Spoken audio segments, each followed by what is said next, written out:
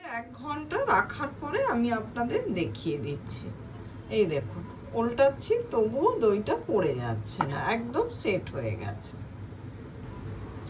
বন্ধুরা, আপনারা সবাই কেমন আছেন? আজকে আমাদের রেসিপি ঘরেতে বানানো চটজলদি মিষ্টি দই।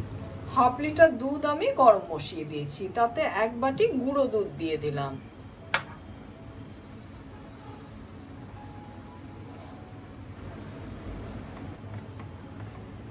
ঠান্ডা অবস্থাতেই দুধটা দেবেন, গুঁড়ো দুধটা, তাহলে কিন্তু সহজে এটা মিশে যাবে। তা না হলে আলাদা দুধ দিয়ে মেশাতে হবে যদি আপনি দুধ গরম হওয়ার পরে দেন, তা না হলে লাম্পস কেটে যেতে পারে। এই দেখুন, পুরোপুরি খুব সহজেই মিলে গেছে। সেই সঙ্গে চিনি দিয়ে দিলাম।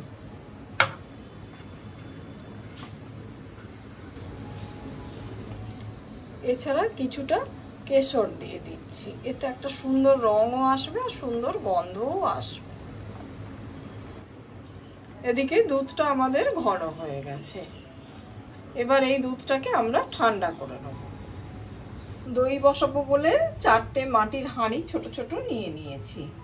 তাতে এবার আমি দইয়ের যে সাজাটা আছে সেটা লাগিয়ে নিচ্ছি।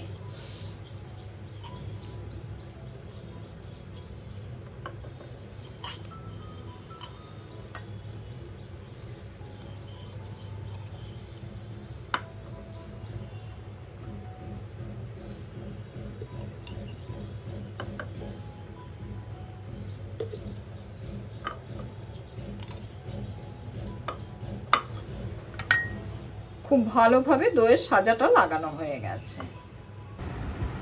দুধটা যাতে আমরা খুব সহজে টাচ করতে পারি, এইরকম গরম অবস্থাতে আমরা এসে গেলে তখন ছোট এলাচ থেঁতো করে রেখেছি সেটা দিয়ে দিলাম। আর এবারই আমরা দইটা বসিয়ে দেব। এবার আমরা দুধটা ঢেলে দিচ্ছি।